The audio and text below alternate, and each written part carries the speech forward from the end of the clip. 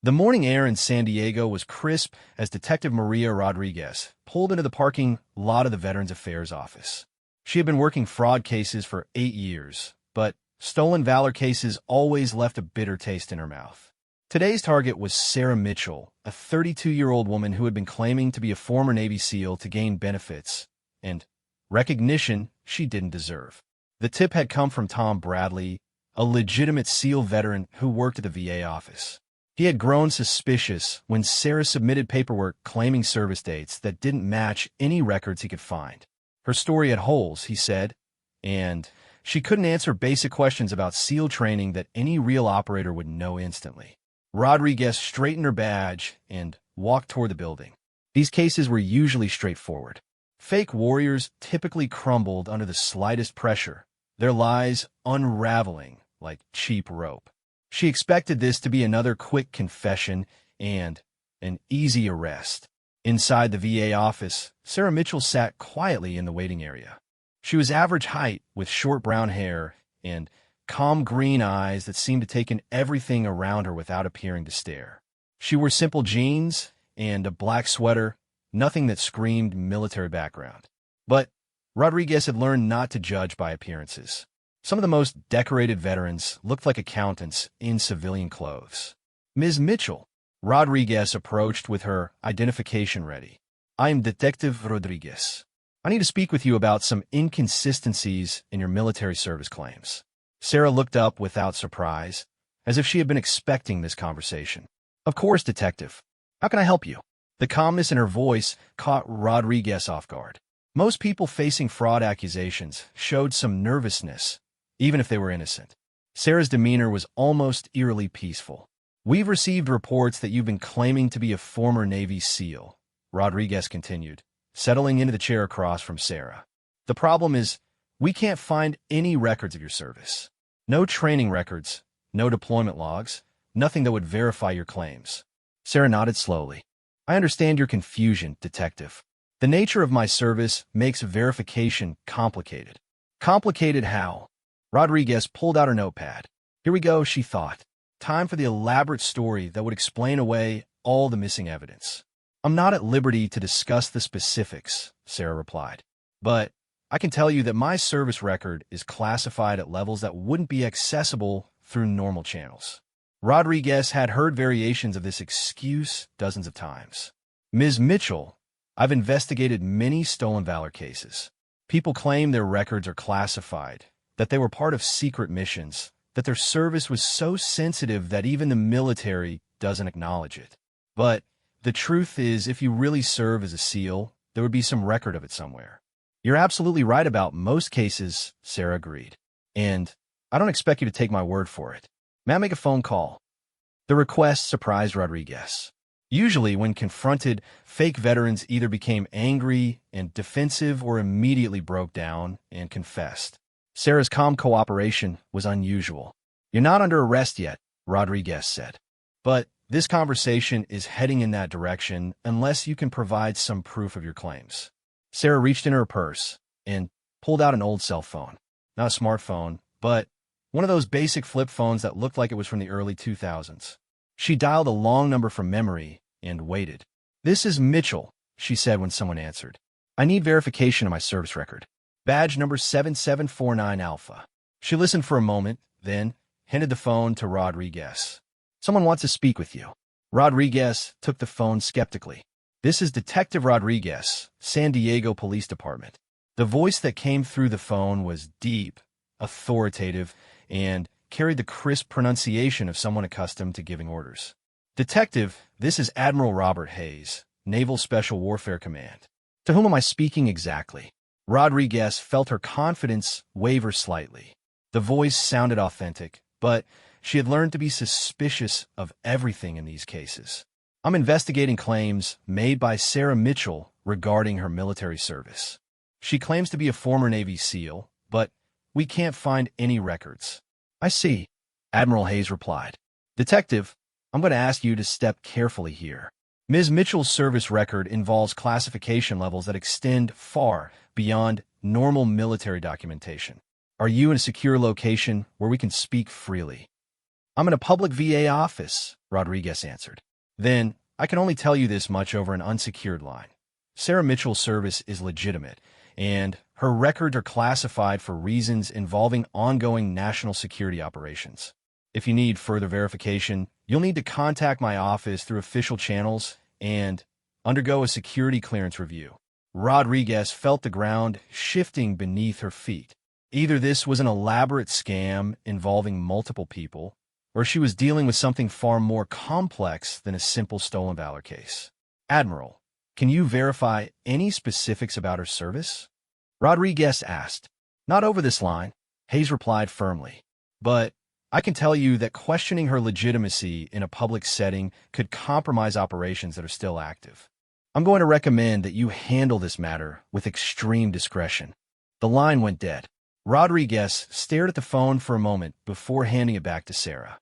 That could have been anyone, Rodriguez said, though her voice lacked the conviction it had carried minutes earlier. You're right to be skeptical, Sarah replied. But you can verify Admiral Hayes' identity through the Pentagon directly if you need to. Rodriguez considered her options. The smart thing to do would be to arrest Sarah and let the lawyers sort it out later. But something about the woman's calm demeanor and the phone call made her hesitate. I'm going to need more than a phone call, Rodriguez said. Sarah nodded and stood up. I understand completely. Would you mind if I showed you something that might help clarify the situation? What kind of something? A tattoo. Rodriguez almost laughed. A tattoo? Ms. Mitchell, anyone can get a Navy SEAL tattoo at any parlor in town. Not this one, Sarah said quietly. She glanced around the busy VA office. Is there somewhere private we could go?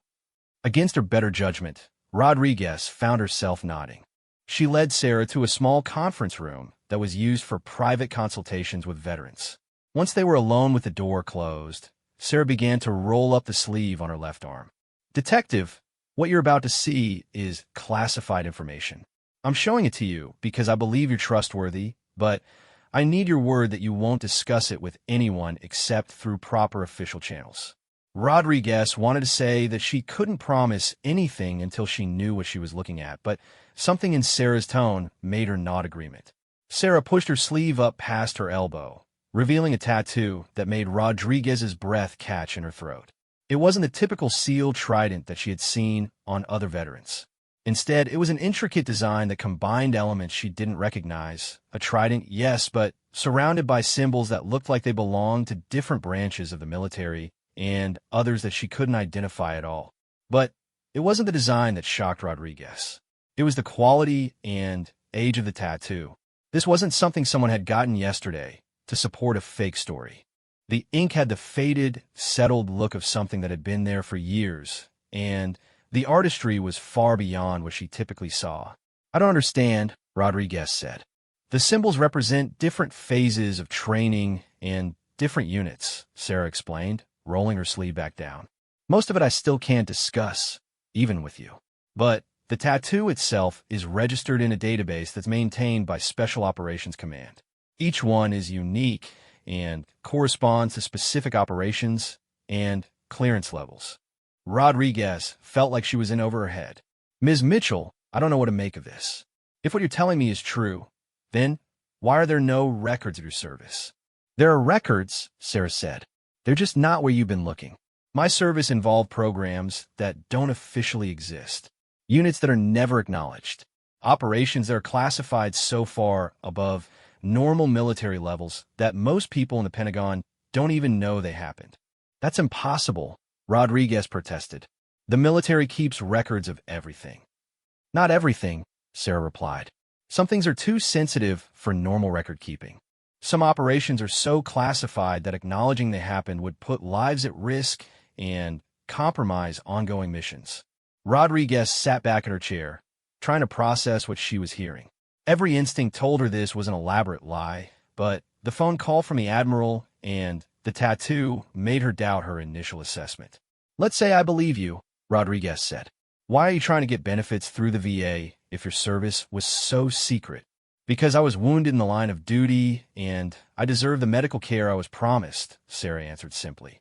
The fact that my service was classified doesn't mean I should be denied the benefits I earned. What kind of wounds? Sarah hesitated. I can't go into specifics, but I have injuries that require ongoing treatment.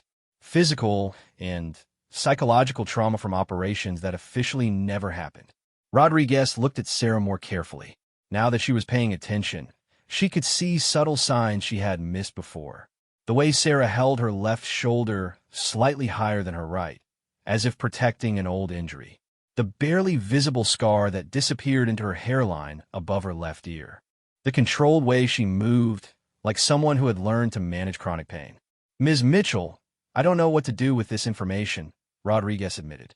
My job is to investigate fraud, and everything you're telling me is impossible to verify through normal channels. I understand your position, Sarah said, and I don't expect you to just take my word for it. But I'm asking you to consider the possibility that not everything is what it appears to be on the surface. Rodriguez thought about the Admiral's warning about compromising ongoing operations. If Sarah was telling the truth, then arresting her could have consequences that Rodriguez wasn't equipped to handle. What exactly do you want me to do? Rodriguez asked. Contact Naval Special Warfare Command through official channels, Sarah suggested. Request verification of my service through the proper security clearance procedures. It will take time, but you'll get the answers you need. And what do you expect me to tell my superiors in the meantime? Tell them the truth, Sarah said. That you've encountered a case that requires higher-level verification before any action can be taken. Rodriguez realized she was at a crossroads. She could arrest Sarah and let the system sort it out, or she could step back and allow the proper authorities to investigate. Either choice could be the wrong one. I'm going to need you to stay available while we verify your story, Rodriguez said finally. Of course, Sarah agreed. I'm not going anywhere. As they left the conference room, Rodriguez felt like she was walking into unknown territory. In 8 years of investigating fraud cases, she had never encountered anything like this. Part of her hoped Sarah was lying, because that would be simple to deal with. But a growing part of her suspected that she had stumbled into something much bigger and more complicated than a simple stolen valor case. The VA office buzzed with normal activity as they walked back toward the main area. Other veterans sat waiting for appointments. Staff members moved between offices with paperwork, and the familiar sounds of bureaucracy filled the air. But Rodriguez felt like she was now operating in a different world, one where the normal rules didn't apply. Detective, Sarah said as they reached the main desk, thank you for listening. I know this isn't what you expected when you came here today. Rodriguez nodded, still processing everything she had heard. I'll be in touch once I've had a chance to make some calls. I'll be waiting, Sarah replied. As Rodriguez walked back to her car, she found herself questioning everything she thought she knew about military service records, classification levels, and the nature of truth itself. The case she had expected to close in an hour had instead opened up questions that she didn't even know how to begin answering. She sat in her car for several minutes before starting the engine, staring back at the VA office and wondering what she had just gotten herself into. The simple fraud investigation had just become something else entirely, and she had the feeling that before this was over, she would learn things about her country's military operations that she never wanted to know. The drive back to the police station gave her time to think, but the more she considered Sarah's story, the more confused she became. The woman's calm confidence, the phone call from the Admiral, and especially the tattoo, all suggested that there might be truth to her claims. But the complete absence of any official records seemed to contradict everything Rodriguez understood about how the military worked. By the time she reached the station, Rodriguez had made her decision. Before she did anything else, she was going to make some very careful phone calls and find out just how deep this particular rabbit hole went. Detective Rodriguez spent the next morning making phone calls that led nowhere. The main Pentagon switchboard had no record of Admiral Robert Hayes in Naval Special Warfare Command. The SEAL Personnel Office claimed they had never heard of Sarah Mitchell. Even the classified personnel database that Rodriguez had limited access to through her police clearance showed nothing. But something nagged at her about the whole situation. She had been a detective long enough to recognize when people were lying, and Sarah Mitchell hadn't displayed any of the usual tells. No nervous fidgeting, no story changes, no defensive anger when questioned. If she was running a scam, she was either the best actor Rodriguez had ever encountered, or there was more to the story. Captain David Morrison, Rodriguez's supervisor, knocked on her cubicle wall around 10 in the morning. "Maria, how did that stolen valor case go yesterday?" Rodriguez looked up from her notes. "It's more complicated than I expected, Captain." Morrison frowned. "Complicated how? These cases are usually pretty straightforward. Either they served or they didn't." "That's what I thought too," Rodriguez replied. "But this woman, Sarah Mitchell, she's claiming her service was classified at levels that don't show up in normal records. She even had someone claiming to be an admiral vouch for her over the phone." "Claiming to be an admiral?" Morrison's frown deepened. "Maria, you know these stolen valor cases often involve multiple people. She probably had a friend pretend to be military brass.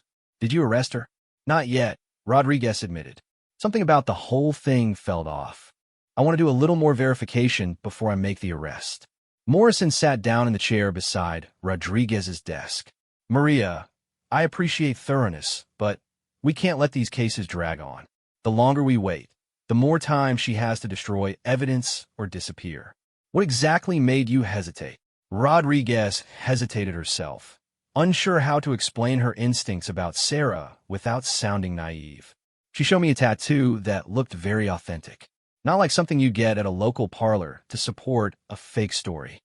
"Anyone can get a tattoo, Maria. That's not evidence of military service." "I know, but this one was different. It was old, professionally done, and extremely detailed. It had symbols I didn't recognize combined with traditional SEAL imagery." Morrison leaned back in his chair. "Even if the tattoo was authentic, that doesn't prove she's entitled to benefits. Maybe she got it to honor a relative who served, or maybe she's been planning the scam for years. You need to arrest her and let the prosecutors sort it out." Rodriguez knew Morrison was right by normal standards.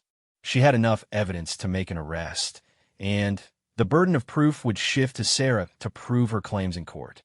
But something still felt wrong about the whole situation. "Give me 24 hours, Rodriguez requested. "Let me make a few more calls and see if I can get some clarification. If I can't verify anything by tomorrow, I'll make the arrest." Morrison considered this for a moment. 24 hours, Maria. After that, I want her in custody." After Morrison left, Rodriguez returned to her phone calls, but this time she tried a different approach. Instead of looking for records of Sarah Mitchell, she started researching the possibility that such classified programs might actually exist. Her first call was to Lieutenant Colonel James Walsh, a contact she had developed while working Joint Task Force operations. Walsh had been helpful in the past when she needed information about military procedures or personnel issues. "Jim, this is Maria Rodriguez with San Diego PD. I got a question for you about classified military operations." "Shoot," Walsh replied. "Is it possible for someone to have military service so classified that there are no official records of it anywhere?" Walsh was quiet for a long moment. "Maria, why are you asking?" "I'm investigating a potential stolen valor case, but the person claims their service was classified at levels I can't access." "That's a tricky area," Walsh said carefully. "The honest answer is yes. There are programs and operations that are classified so far above normal military levels that they don't leave traditional paper trails. But those are extremely rare, and the people involved are usually covered by different types of documentation." "What kind of documentation?" "I can't go into specifics, but let's just say that if someone really was involved in that level of classified work, there would be ways to verify it through the proper channels. The problem is that those channels aren't accessible to local law enforcement." Rodriguez felt a glimmer of hope. Who would have access to those channels? Naval Special Warfare Command would be the starting point for anything SEAL-related. "But, Maria, you need to go through official federal channels and probably need security clearances you don't have." "I tried calling Naval Special Warfare Command. They said they'd never heard of the person I'm investigating." "That doesn't necessarily mean anything," Walsh said. "The people who answer the phones aren't the ones with access to classified information. You need to speak with someone in the intelligence section, and they don't take cold calls from local police." Rodriguez thanked Walsh and hung up, feeling more confused than before. If such programs existed, and if Sarah Mitchell was really involved in one, then Rodriguez was completely out of her depth. But If Sarah was lying, she had created a story that was sophisticated enough to exploit the gaps in what Rodriguez could verify. Her phone rang around noon. The caller ID showed a number she didn't recognize. Detective Rodriguez, this is Commander Sarah Peterson from Naval Special Warfare Command. I understand you've been trying to verify the service record of someone named Sarah Mitchell. Rodriguez sat up straighter. Yes, that's correct. How did you know I was calling about this case? Word travels fast in our community when someone starts asking questions about classified operations. I'm calling to arrange a meeting to discuss this matter in person. A meeting? Commander, I just need to know if this woman really served as a SEAL or if she's running a scam. Detective, some things can't be discussed over the phone. Are you available to meet this afternoon? Rodriguez looked at her calendar. I suppose so. Where did you want to meet? There's a coffee shop called Marina Grounds near the naval base. Do you know it? I can find it. 2 o'clock. I'll be wearing a blue blazer, and I'll have a copy of the San Diego Tribune on the table. The line went dead before Rodriguez could ask any more questions. She stared at the phone, wondering if she was being drawn into something much bigger than a simple fraud case. At exactly 2 o'clock, Rodriguez walked into Marina Grounds and spotted Commander Peterson immediately. She was a tall woman in her 40s with graying hair and the bearing of someone accustomed to command. The San Diego Tribune lay folded on the table in front of her. Detective Rodriguez. Peterson stood and extended her hand. Thank you for coming. Rodriguez shook hands and sat down. Commander, I have to be honest. This whole situation is getting more confusing by the hour. I started with what I thought was a straightforward fraud case, and now I'm having meetings with Navy commanders. Peterson smiled slightly. I understand your confusion. Let me try to clarify some things for you. First, Sarah Mitchell's military service is legitimate. Second, the reason you can't find records of her service is because those records are classified at levels that aren't accessible through normal channels. So, she really was a Navy SEAL? That's where it gets complicated, Peterson replied. The term Navy SEAL refers to a specific type of unit and training program. What Sarah did was related to that community, but it was part of a special access program that operates under different rules. Rodriguez felt like she was getting a crash course in military classification systems. What kind of special access program? I can't give you all the details, but I can tell you that after completing basic SEAL training, Sarah was recruited for additional specialized training and operations. The work she did was so sensitive that even acknowledging it exists could compromise national security. But if her service was legitimate, why is she having trouble getting benefits through the VA? Peterson's expression darkened. Because the people processing her paperwork don't have the clearance levels necessary to verify her service. They see the absence of traditional records and assume fraud just like you did. So what's the solution? We're working on it, Peterson said. But these things take time when they involve classified programs. In the meantime, Sarah is caught in a bureaucratic nightmare where she can't prove her service without compromising national security, but she can't get the benefits she earned without proving her service. Rodriguez shook her head. This is incredibly frustrating. How many other veterans are stuck in this same situation? More than you might think, Peterson admitted. The nature of modern warfare means that more operations are classified and more personnel are involved in work that can't be officially acknowledged. It's a problem we're still learning how to handle. What do you need from me? Don't arrest her, Peterson said simply. Give us time to work through the proper channels to get her records declassified to the extent necessary for VA processing.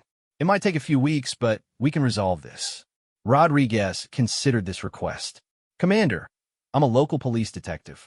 I don't understand classified operations or special access programs.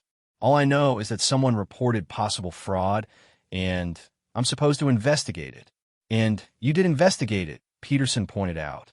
You discovered that the situation is more complex than it initially appeared. Sometimes the best police work involves knowing when to step back and let the appropriate authorities handle things. What about my supervisor? He's expecting me to make an arrest. Peterson reached into her briefcase and pulled out an official-looking document. This is a letter requesting that local law enforcement defer action on this matter, pending resolution through federal channels. It's signed by the commanding officer of Naval Special Warfare Command. That should give you the cover you need with your chain of command. Rodriguez took the letter and scanned it quickly.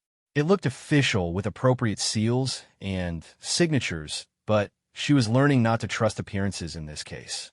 "How do I know this is legitimate?" she asked. "Call the number at the bottom of the letterhead and ask to speak with Captain Morrison," Peterson suggested. "Not your Captain Morrison, but Captain William Morrison, who signed the letter. He can verify its authenticity." Rodriguez felt like she was being asked to take a lot on faith.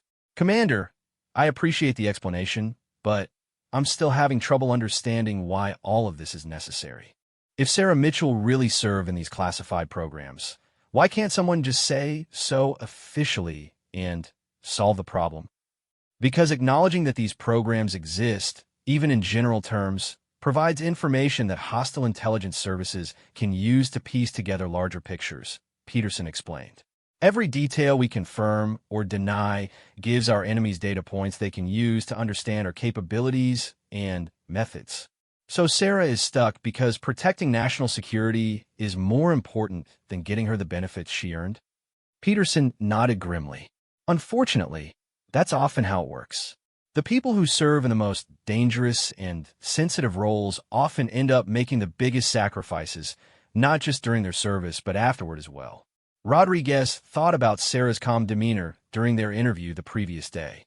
If Peterson was telling the truth, then Sarah had been dealing with this impossible situation for months or years, unable to prove her service without violating the very oaths that defined her service. "What happens if this can't be resolved?" Rodriguez asked. "We'll find a way to resolve it," Peterson said firmly. "It might require congressional intervention or special legislation, but we don't abandon our people. It just takes time." Rodriguez looked around the coffee shop at the normal people having normal conversations about normal problems. She felt like she had accidentally stepped into a spy novel where nothing was as it seemed. "Commander, can I ask you something?" "Of course. How common are these situations? How many veterans are out there who served in programs so classified that they can't prove their service?" Peterson was quiet for a long moment. More than most people would be comfortable knowing about. The global war on terror created a lot of operations that can't be officially acknowledged. Some of those operations are still ongoing, which means the people who served in them are still bound by classification requirements that prevent them from talking about their service. That seems incredibly unfair to the veterans. "It is unfair," Peterson agreed, "but it's also necessary. The work these people did saved lives and protected national security in ways that can't be publicly acknowledged. They understood the sacrifice they were making when they accepted these assignments." Rodriguez finished her coffee and stood to leave. "Commander, I'll hold off on arresting Sarah Mitchell for now, but I need to understand what I'm supposed to tell my supervisor and how long this process is expected to take." "Give us 30 days, Peterson said.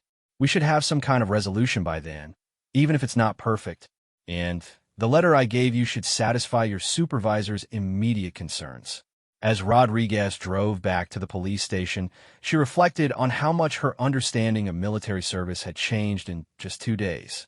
She had always thought of military records as straightforward documentation of service, but she was learning that the reality was far more complex. The letter from Naval Special Warfare Command did indeed satisfy Captain Morrison, though Rodriguez could tell he was frustrated by the federal intervention in what he considered a local matter. But Morrison was also experienced enough to know that challenging federal authority over military matters was not a fight worth having. "Keep me informed," Morrison told Rodriguez. "And if this doesn't get resolved in 30 days, we're making the arrest regardless of what the Navy wants." Rodriguez agreed, though she privately hoped it wouldn't come to that. She was beginning to believe that Sarah Mitchell might be telling the truth, and the thought of arresting a legitimate veteran for the crime of serving her country in ways that were too classified to acknowledge was deeply troubling. That evening, Rodriguez found herself researching military classification systems and special access programs online. Most of what she found was vague and contradictory, but she began to understand that there were indeed levels of military secrecy that operated outside normal documentation procedures. She also found herself thinking about Sarah Mitchell's tattoo and the calm way she had handled being accused of fraud. If Sarah was lying, she was maintaining her story under pressure that would have broken most people. But if she was telling the truth, then she was dealing with a level of bureaucratic injustice that Rodriguez couldn't imagine facing. 2 weeks passed before Rodriguez heard anything more about the Sarah Mitchell case. She had checked in with Commander Peterson twice, receiving assurances that progress was being made through appropriate channels, but no concrete updates. Captain Morrison was growing impatient, and Rodriguez was beginning to worry that the 30-day deadline would pass without resolution. Then, on a Thursday morning, her phone rang with a call that changed everything. Detective Rodriguez, this is Special Agent Jennifer Chun with the Department of Defense Inspector General's office. I need to speak with you about the Sarah Mitchell investigation. Rodriguez immediately felt her pulse quicken. The Inspector General's office was serious business, usually involved in cases of major fraud or misconduct within the military. Agent Chun, how can I help you? I need to meet with you in person today, if possible. Are you available this afternoon? I can make myself available. What's this about? It's about Ms. Mitchell's service record and some irregularities we've discovered in how her case has been handled. Can you meet me at the Federal Building downtown at 3 o'clock? Rodriguez agreed and spent the rest of the morning wondering what irregularities Chun might have discovered. Had she been right to be suspicious, or had the military bureaucracy simply made mistakes in handling Sarah's classified records? The Federal Building was an imposing structure of glass and concrete that housed various government agencies. Rodriguez went through security and was directed to a conference room on the 8th floor, where Agent Chun was waiting with another man she didn't recognize. Chun was a woman in her 30s with short black hair and the no-nonsense demeanor of someone accustomed to investigating complex cases. The man with her was older, perhaps 50, with graying hair and a bearing that suggested military background. Detective Rodriguez, thank you for coming, Chun said, standing to shake hands. This is Colonel Michael Thompson from Army Criminal Investigation Division. We're working together on this case.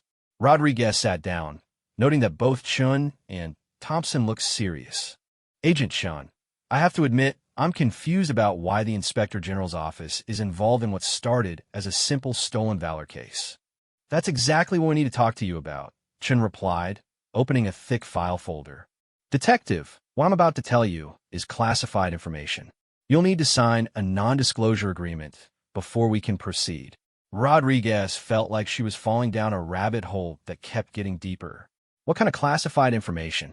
Information about Sarah Mitchell's actual military service and about some people who have been impersonating military officials in connection with her case.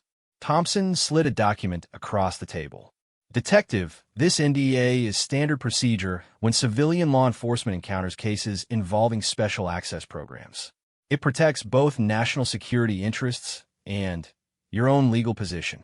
Rodriguez read through the document quickly. It was dense legal language, but the basic message was clear. She would be prohibited from discussing anything she learned in this meeting with anyone except through official channels. Before I sign this, Rodriguez said, I need to know if Sarah Mitchell is legitimate or not. My supervisor is expecting me to either arrest her or close the case, and I can't do either without knowing the truth. Chun and Thompson exchanged glances. The truth is more complicated than you might expect, Chun said. But yes, Sarah Mitchell's military service is legitimate. The problem is that some of the people you've been talking to are not. What do you mean? We mean that the person who claimed to be Admiral Robert Hayes and the woman who identified herself as Commander Sarah Peterson were not legitimate military personnel, Thompson explained. They were impersonating officers, which is a federal crime. Rodriguez felt the ground shifting beneath her feet again. So the phone call and the meeting at the coffee shop were part of an elaborate deception, Chun confirmed. Someone has been very interested in this case and has gone to significant lengths to manipulate your investigation. Rodriguez signed the NDA with shaking hands. Who would do something like that? And why? Chun opened her file and pulled out several photographs. That's what we're trying to figure out. The woman who met with you claiming to be Commander Peterson is actually Elena Vasquez, a private investigator with no military background. The voice on the phone, claiming to be Admiral Hayes, was a professional voice actor named Robert Kim. But why would they go to all that trouble to convince me that Sarah's service was legitimate if it actually is legitimate? That's the question, Thompson said. Someone wanted to control how you handled this investigation, but we haven't figured out who or why yet. Rodriguez studied the photographs. The woman she had met at the coffee shop looked exactly like the person in the surveillance photo Chin showed her. But seeing her identified as Elena Vasquez instead of Commander Peterson made Rodriguez feel like she had been living in an alternate reality. What about the letter from Naval Special Warfare Command? Rodriguez asked. The one that convinced my supervisor to hold off on the arrest. Completely fake, Chin replied. Professional quality, but forged. Captain William Morrison exists, but he never signed any such letter. Rodriguez put her head in her hands. So, I've been manipulated from the beginning. Not manipulated exactly, Thompson corrected. Misdirected might be a better word. Someone wanted you to believe that Sarah Mitchell's service was legitimate, and they were willing to commit federal crimes to convince you. But you said her service actually is legitimate. It is, Chin confirmed. Sarah Mitchell did serve as a Navy SEAL, and her service did involve classified operations. But the way that information was presented to you was completely fabricated. Rodriguez looked up. I don't understand. If her service was real, why not just tell me that through official channels? Why the elaborate deception with fake officers and forged documents? Because Thompson said Sarah Mitchell's actual service record is classified at levels that make it impossible to verify through normal procedures. The real military officials couldn't tell you what you needed to know without compromising national security. So someone else stepped in and told me the truth, but did it illegally? That's what it looks like, Chun agreed. Someone who knew the real story, but didn't have the authority to share it officially. Rodriguez felt like she needed a drink.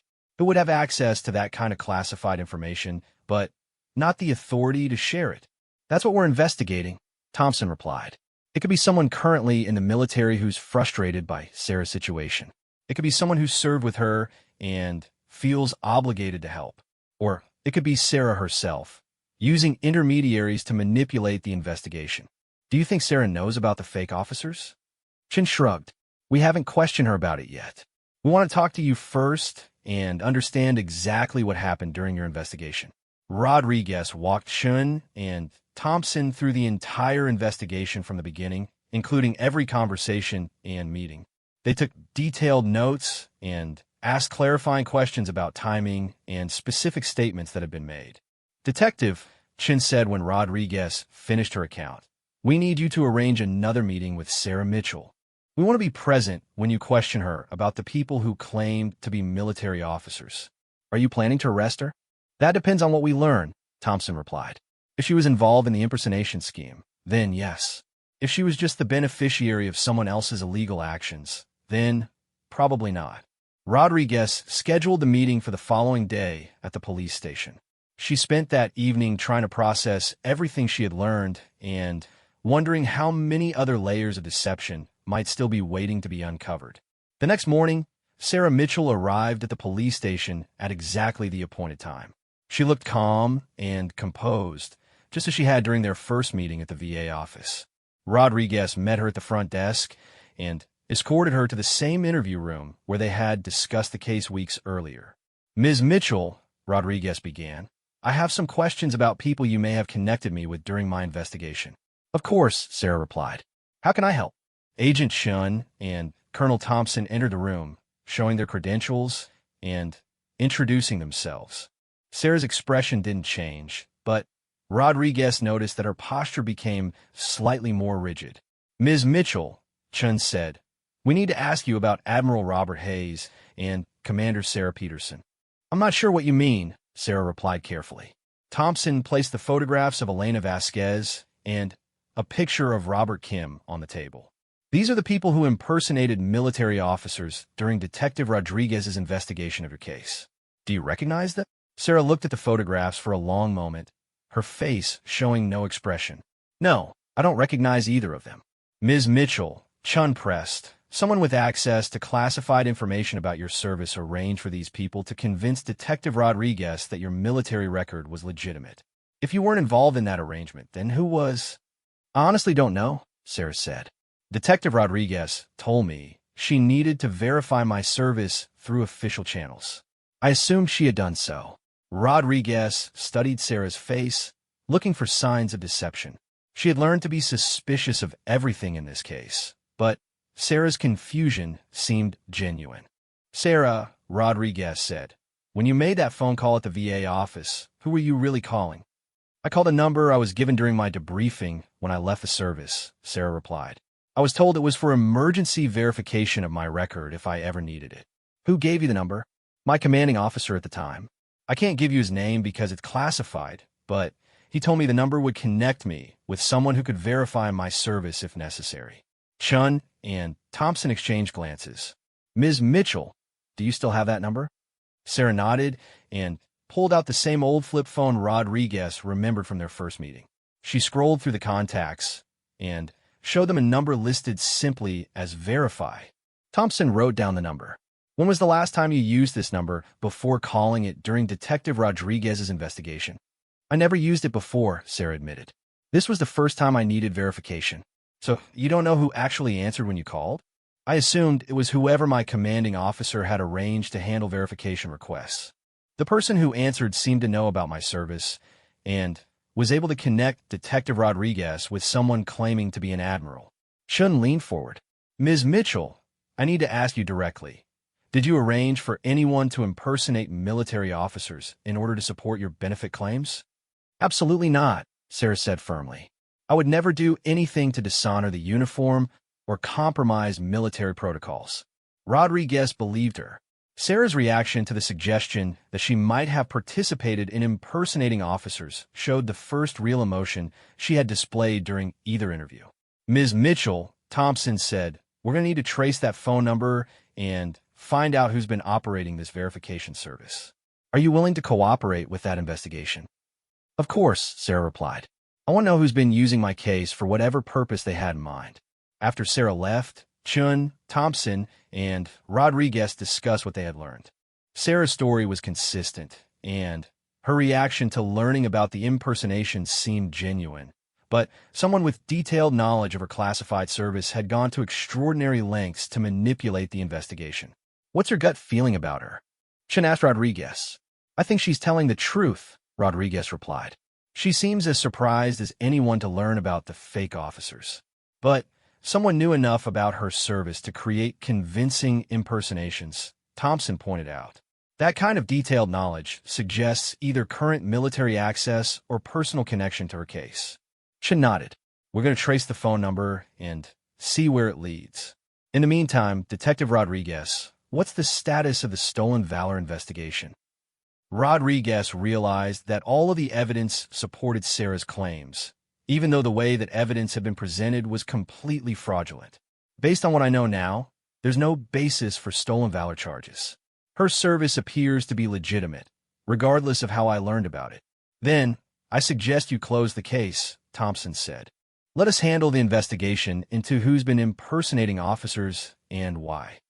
Rodriguez agreed, though she knew she would probably never learn the full truth about what had happened. The case that had started as a simple fraud investigation had revealed layers of deception and classification that were far beyond her experience or authority. As she drove home that evening, Rodriguez reflected on how the case had challenged her assumptions about truth, military service, and the complexity of modern national security operations. She had learned that sometimes the right answer came from the wrong sources, and that protecting national security often meant accepting incomplete information and unsatisfying resolutions.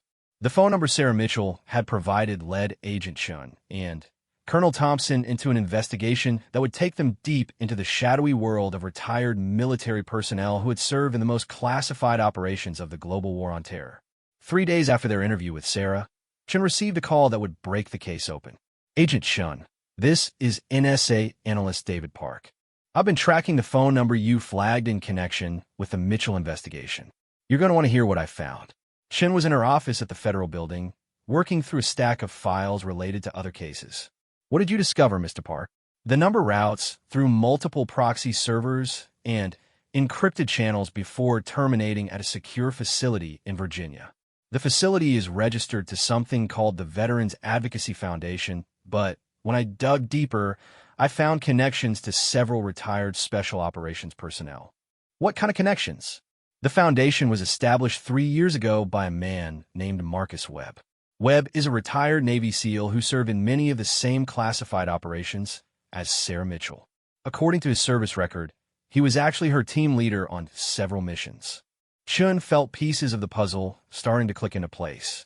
So Webb knew Sarah personally and knew the details of her classified service.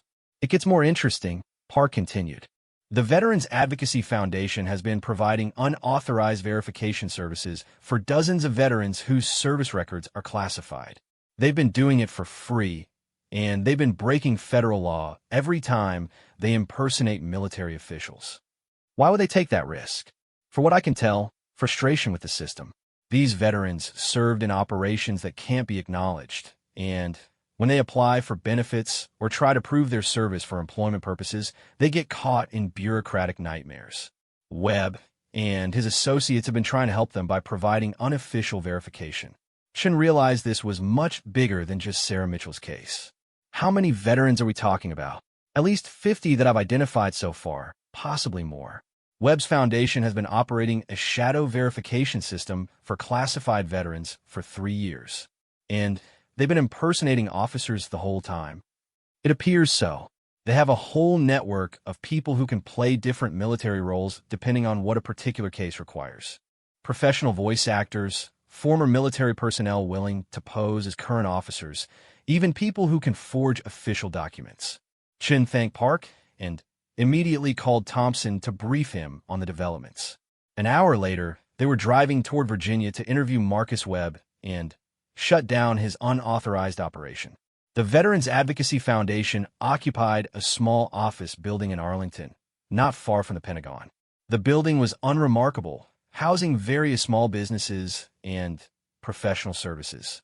Webb's office was on the 3rd floor, marked with a simple sign that gave no indication of the complex operation running inside. Marcus Webb was a man in his late 40s with the bearing of someone who had spent decades in high-stress military operations. When Chun and Thompson showed their credentials, he invited them into his office without surprise, as if he had been expecting this visit for some time. Mr. Webb, Chun began, we're investigating a case involving Sarah Mitchell and impersonation of military officers.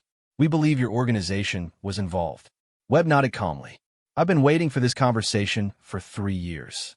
I suppose it was inevitable. The office walls were covered with photographs of military units and operations, though Chin noticed that many of the faces had been blurred or obscured, presumably to protect the identities of personnel involved in classified work. Mr. Webb, Thompson said, impersonating military officers is a federal crime. You could face serious prison time for what you've been doing. Understand the legal implications, Webb replied.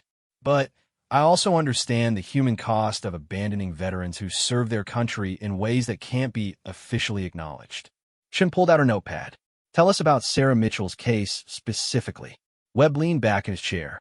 Sarah served on my team for 2 years in operations that are still classified. When she was wounded and medically retired, she was promised that her service record would be adjusted to allow her to receive appropriate benefits.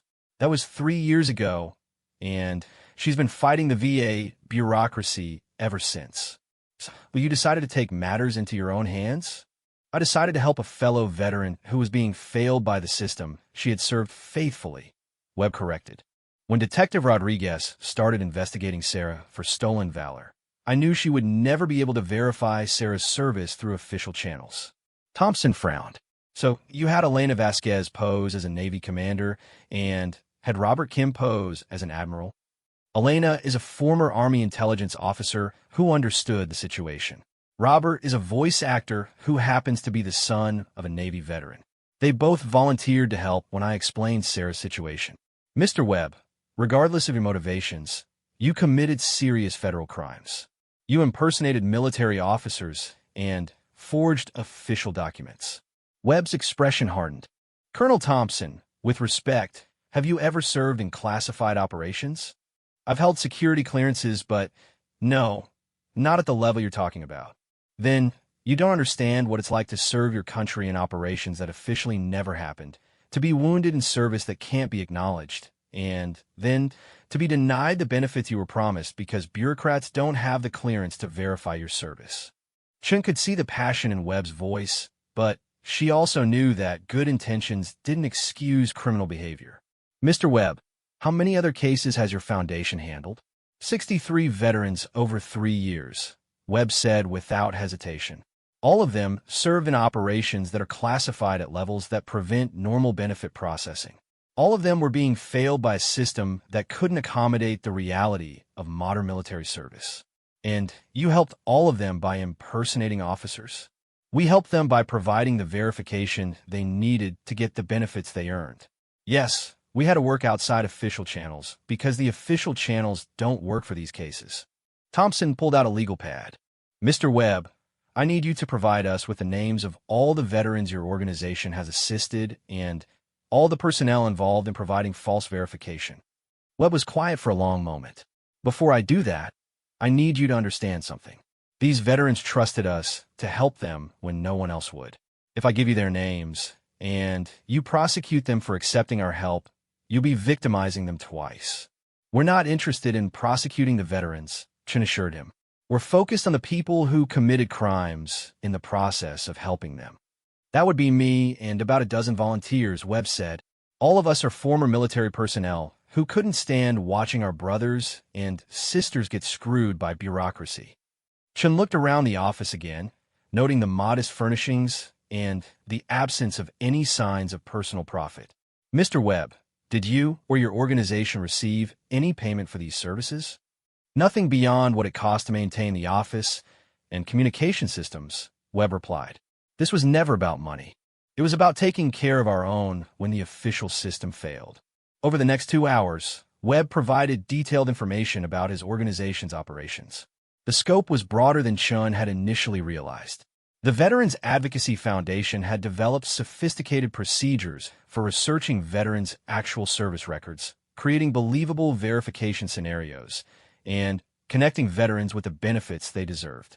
Mr. Webb, Thompson said as they prepared to leave, you're going to need to shut down these operations immediately, and you're going to need to cooperate fully with our investigation. Understand, Webb replied. But I need you to understand something too. When you shut us down, you're condemning dozens of legitimate veterans to continued bureaucratic hell. The system that forced us to operate outside the law hasn't changed.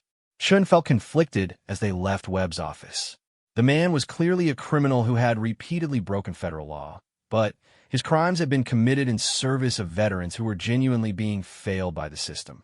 The moral complexity of the situation was unlike anything she had encountered in her career.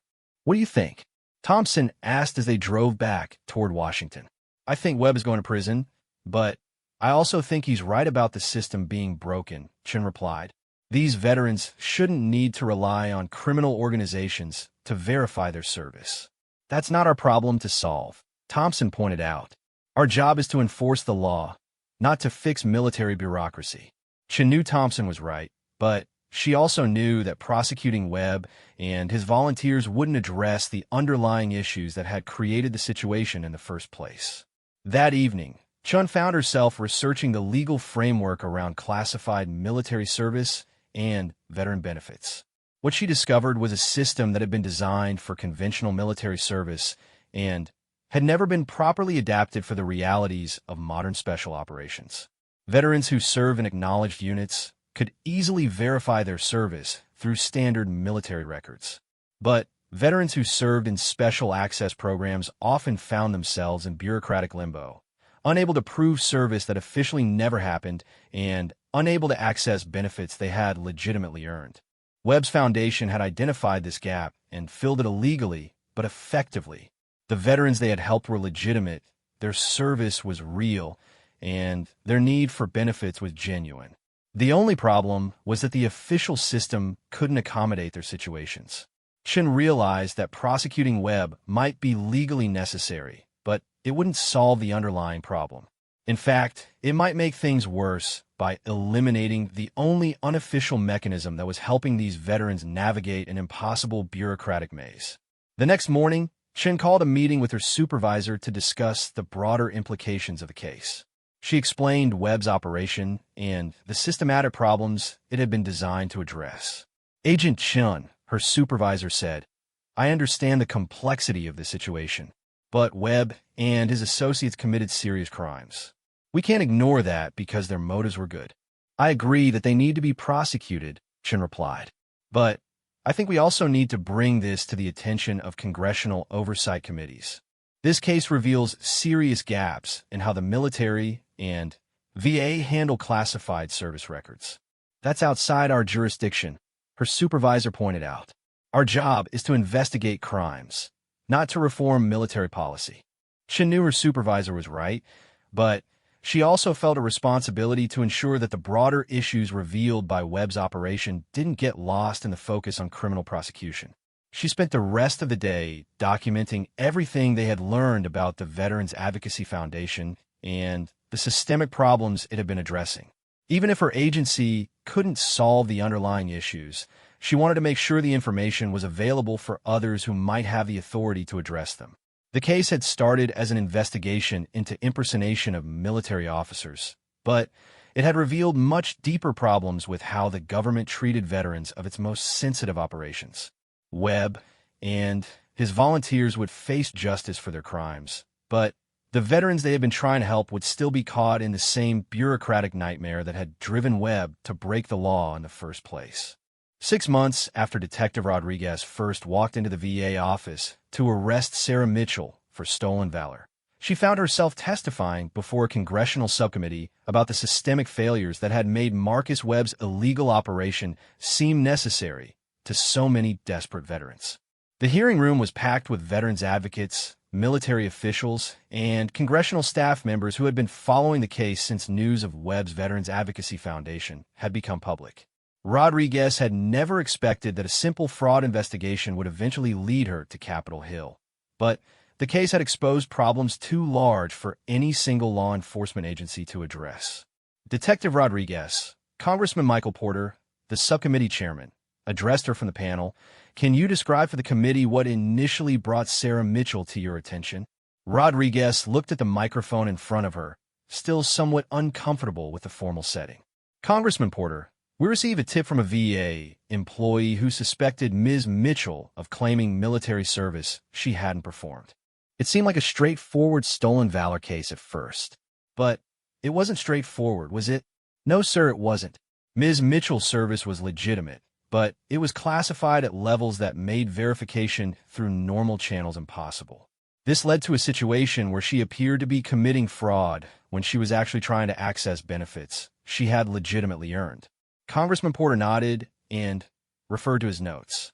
"And in the course of your investigation, you discovered that an unauthorized organization had been helping veterans like Ms. Mitchell navigate these bureaucratic obstacles?" "Yes, sir. Marcus Webb's Veterans Advocacy Foundation had been providing illegal but effective verification services for veterans whose classified service couldn't be confirmed through official channels." The congressman leaned forward.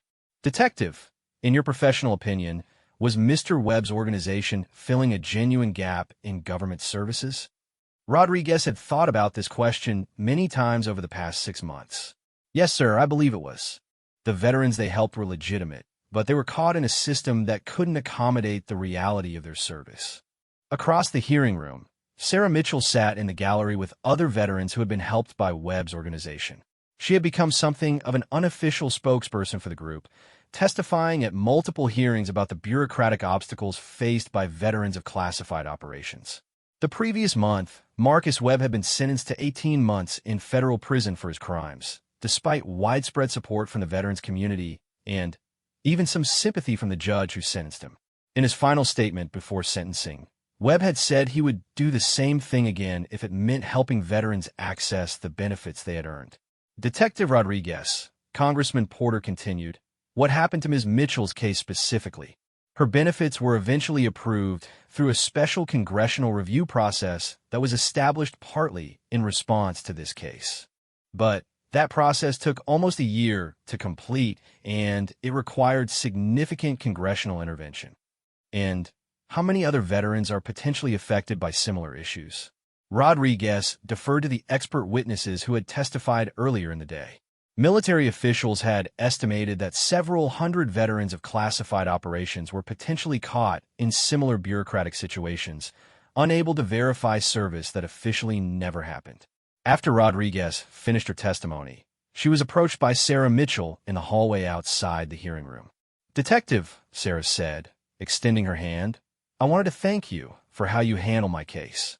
I know it put you in a difficult position." Rodriguez shook hands, noting that Sarah looked healthier than she had during their first meeting at the VA office. "Ms. Mitchell, I have to ask, did you know that Marcus Webb was breaking the law to help you?" Sarah was quiet for a moment. "I suspected that what he was doing wasn't entirely official. But, Detective, when you serve your country in operations that can't be acknowledged, and then you find yourself unable to access the benefits you were promised, you sometimes have to choose between following bureaucratic rules and taking care of yourself. Do you think Webb did the right thing?" "I think Webb did what he felt was necessary to help veterans who had been abandoned by the system they served." "Was it legal?" "No." "Was it right?" "That's a harder question to answer." Rodriguez understood Sarah's position, though she still struggled with the legal and ethical complexities of the case.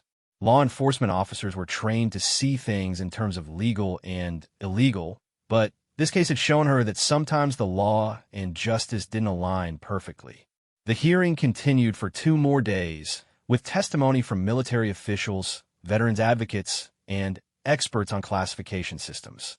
The central issue that emerged was how to balance national security requirements with the legitimate needs of veterans to verify their service for benefit purposes. General Patricia Williams, the current commander of Naval Special Warfare Command, testified that the military was developing new procedures for handling classified service records in veteran benefit cases.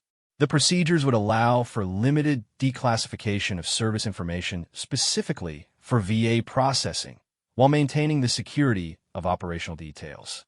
The goal, General Williams explained to the committee, is to create a bridge between national security requirements and veteran benefit needs.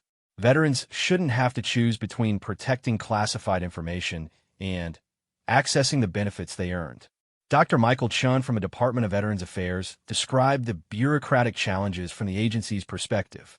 "Our personnel are trained to process conventional military service records.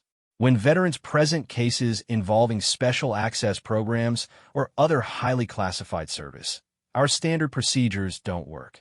We need new training, new protocols, and new legal authorities to handle these cases appropriately." The committee also heard from Elena Vasquez and Robert Kim, the 2 people who had impersonated military officers in Sarah's case. Both have been sentenced to community service and probation for their roles in Webb's operation. "I want to be clear that I don't regret helping Sarah Mitchell," Vasquez told the committee. "As a former Army intelligence officer, I understood the impossibility of her situation. The system was failing her, and we provided a solution, even though that solution was illegal." Robert Kim's testimony was more emotional. "My father served in Vietnam and dealt with VA bureaucracy for 30 years before he got the benefits he deserved. When Marcus Webb explained Sarah's situation to me, I couldn't stand the thought of another veteran going through that same bureaucratic nightmare. I knew what I was doing was wrong legally, but it felt right morally." The hearing concluded with testimony from family members of veterans who had died while waiting for their classified service to be verified for benefit purposes. Their stories provided sobering context for the legal and bureaucratic issues that the committee was examining. Mary Thompson, whose husband had died of cancer while fighting for medical benefits related to his classified Navy service, told the committee, "My husband served his country faithfully for 22 years, including operations that he could never talk about even with me. When he got sick and needed medical care, the VA told him they couldn't verify his service because it was too classified. He died still fighting for the benefits he earned." The emotional testimony helped the committee understand that the issues involved weren't just bureaucratic inconveniences, but life and death matters for veterans and their families. 3 months after the hearings concluded, Congress passed the Classified Service Veterans Benefits Act, which established new procedures for verifying classified military service for benefit purposes. The legislation created a special office within the VA with security clearances and authority to access classified service records for benefit processing. The new law also established an expedited review process for veterans whose cases had been previously denied due to classification issues, and it provided legal protections for VA employees who had to work with classified information in processing these cases. Sarah Mitchell was among the first veterans to benefit from the new procedures. Within 60 days of the law taking effect, her full service record was verified, and her benefits were retroactively approved back to the date of her original application. Detective Rodriguez attended the ceremony where Sarah received her first VA benefit check under the new system. It was held at the same VA office where Rodriguez had first met Sarah to investigate her for stolen valor. "Detective," Sarah said after the ceremony, "I want you to know that none of this would have happened if you hadn't taken the time to really investigate my case instead of just making a quick arrest." Rodriguez reflected on how the case had challenged her understanding of truth, justice, and the complexity of modern military service. "Ms. Mitchell, I learned as much from this case as anyone. It taught me that sometimes the truth is more complicated than it appears on the surface." The case also had unexpected effects on Rodriguez's career. Her testimony before Congress and her careful handling of a complex situation had impressed federal law enforcement officials. 6 months later, she was recruited to join the FBI's white-collar crime division, where her experience with complex fraud cases was valued. Marcus Webb was released from federal prison after serving 14 months of his 18-month sentence.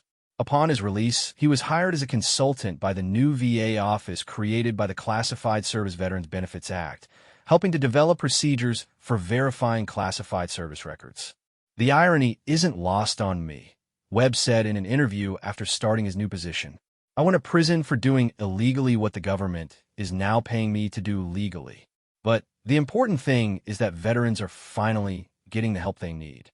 The Veterans Advocacy Foundation was officially disbanded, but many of its volunteers continued working with veterans in official capacities. Elena Vasquez became a veterans advocate with a legitimate legal aid organization, and Robert Kim donated his voice acting services to create training materials for VA employees learning to work with classified service records. 1 year after her initial arrest for stolen valor, Sarah Mitchell returned to the VA office not as someone fighting for recognition, but as a peer counselor helping other veterans of classified operations navigate the new benefit verification system. "The hardest part," she told a group of veterans she was counseling, "wasn't the physical injuries from my service or even the psychological trauma from operations I still can't discuss. The hardest part was feeling like my country didn't believe I'd serve it faithfully." The case that had started with a simple phone tip about possible fraud had revealed fundamental flaws in how the government treated its most secret warriors.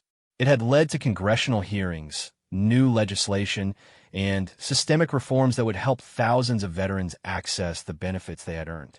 But perhaps most importantly, it had demonstrated that sometimes the most complex problems require people from different backgrounds. Law enforcement officers, military officials, veterans advocates, and concerned citizens working together to find solutions that serve both justice and human dignity. Detective Rodriguez often thought about the case when she encountered similar situations in her new federal position.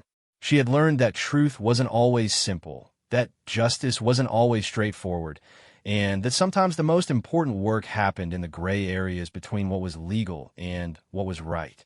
The tattoo that Sarah Mitchell had shown her in that small conference room had been real, but so was the bureaucratic nightmare that had made it impossible for her to prove her service through official channels. Both truths had coexisted, creating a situation that required people to make difficult choices about how to balance competing obligations and principles. In the end, the case had shown that protecting national security and taking care of veterans didn't have to be mutually exclusive goals. It just required people willing to work together to find better solutions than the ones that had existed before. Sarah Mitchell's story became a case study taught at both military academies and law enforcement training programs, illustrating the complexities that arise when classified operations intersect with civilian law enforcement and bureaucratic systems. It served as a reminder that in a democracy, even the most secret activities must ultimately be accountable to the people they are designed to protect. The simple question of whether Sarah Mitchell had really served as a Navy SEAL had turned into a much larger examination of how America treats the warriors who serve in its most dangerous and secret operations. The answer, it turned out, wasn't just about one woman's service record, but about the entire system designed to support those who sacrifice for their country in ways that can never be fully acknowledged or understood.